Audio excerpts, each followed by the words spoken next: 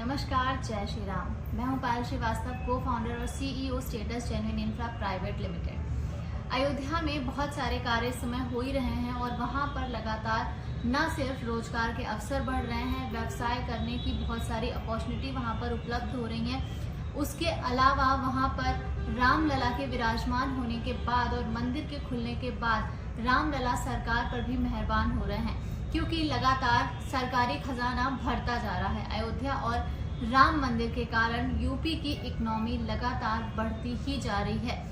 हाल ही में अप्रैल 2024 में खजाने में 12,290 करोड़ रुपए आए हैं। 12,290 करोड़ रुपए की अगर हम बात करें तो ये इस कलेक्शन के साथ उत्तर प्रदेश ने महाराष्ट्र, कर्नाटक और गुजरात के बाद जीएसटी कलेक्शन में चौथा सबसे बड़ा राज्य उत्तर प्रदेश बन गया है, इन सभी को पीछे छोड़ के।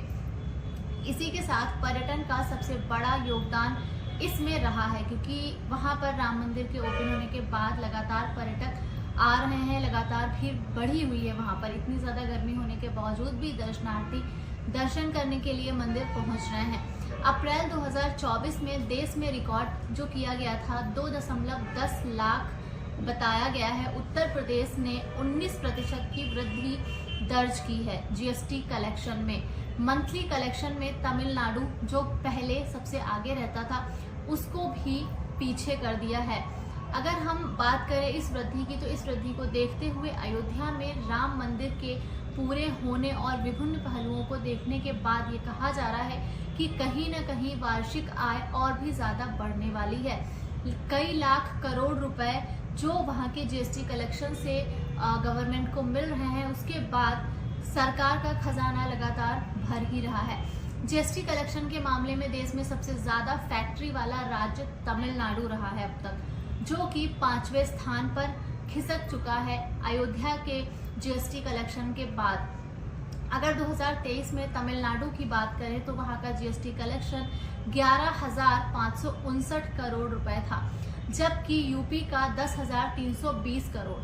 टैक्स चोरी पर जो वहां पर जिस तरह की पाबंदियां लगाई गई हैं, अंकुश लगाया गया है, उसके बाद अगर देखें तो इंफ्रास्ट्रक्चर पर आक्रामक खर्च की बदौलत उत्तर प्रदेश में जीएसटी का जो कलेक्शन है वो अप्रैल 2024 में 12,290 करोड़ रुपए हुआ है, जिसके बाद महाराष्ट्र के साथ साथ कर्नाटक को भी जीएसटी कलेक्शन में पीछे छोड़ दिया है। राम मंदिर के उद्घाटन के बाद राज्य में पर्यटन को काफी ज्यादा बढ़ावा मिला है और इसी के बाद ये सारी चीजें हो रही हैं। पूरी दुनिया से लोग अयोध्या राम मंदिर के लिए पहुंच रहे हैं, पूरी दुनिया से इन्वेस्टर अयोध्या पहुंच रहे हैं और इसी के साथ साथ रोजगार के अवसर भी अयोध्या में बहुत तेजी से बढ़ रहे हैं।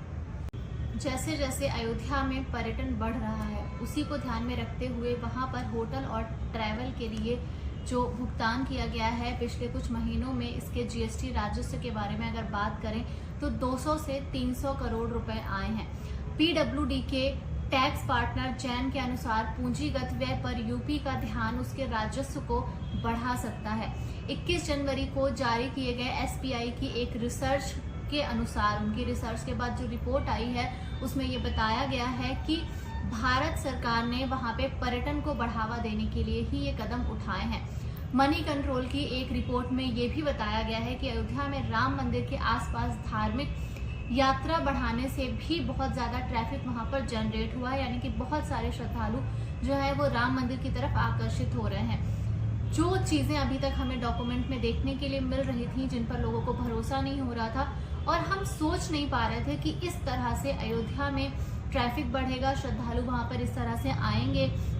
जो भी वहां के लिए परियोजनाएं बनाई गई थी, कहीं ना कहीं हमें ऐसा लग रहा था कि ये सब बहुत ज्यादा हो रहा है। लेकिन आज का अगर हम वहां का आंकड़ा निकालें और आज मंदिर के बाद जो भी चीजें वहां पर आई हैं, तो ये सब कुछ बहुत कम लग रहा है। ऐसा लग रहा है कि डेवलपमेंट को और भी तेजी से बढ़ाना पड़ेगा, सड़कों का निर्माण और तेजी से करना पड़ेगा। होटल रेस्टोरेंट की बहुत ज्यादा आवश्यकता वहां पर है, क्योंकि जनवरी में जिस तरह से इतने सारे नए होटल खुलने के बावजूद भी अयोध्या में रुकने के लिए वहां पर होटल उपलब्ध नहीं हो पा रहे थे, धर्मशालाएं नहीं थी, लोगों को फुटपाथ पर सोना पड़ा उस समय भी।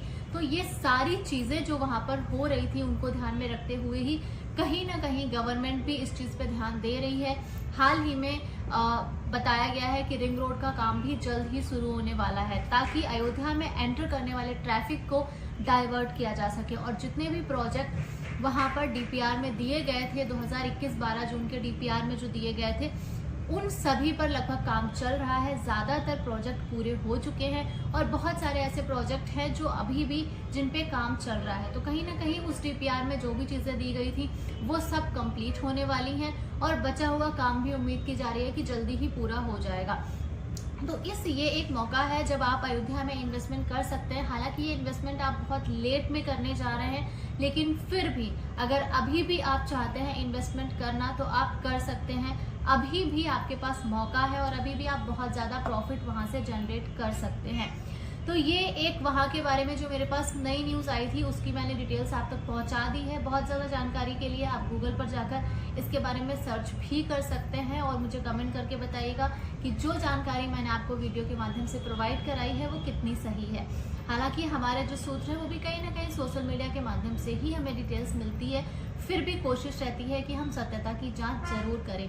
इस तरह के वीडियोस देखने के लिए, अयोध्या के बारे में जानकारी के लिए आप हमारे चैनल को फॉलो कर सकते हैं, सब्सक्राइब कर सकते हैं। साथ ही साथ सोशल मीडिया के और भी प्लेटफॉर्म पर आप मुझे फॉलो कर सकते हैं। तो हम अगले वीडियो में दोबारा मिलेंगे। वीडियो पसंद आता है तो लाइक कीजिए और शेयर भी कीजिए। हमारी इस छोटी सी फैमिली का आप हिस्सा बने, हमें खुशी होगी। अयोध्या के बारे में किसी जानकारी के लिए हमारे डिस्क्रिप्शन में जो नंबर दिए गए हैं आप उन पे कांटेक्ट कर सकते हैं। वहां से हमारे लोग आपसे बात करेंगे और आपकी समस्या अगर कोई है तो उसके बारे में जो भी जानकारी हमारे पास उपलब्ध है उससे हम आपकी सहायता करने का भी प्रयास करेंगे। तो अगले वीडियो में दोबारा मुलाकात होगी। तब तक के लिए नमस्कार, जय श्री राम।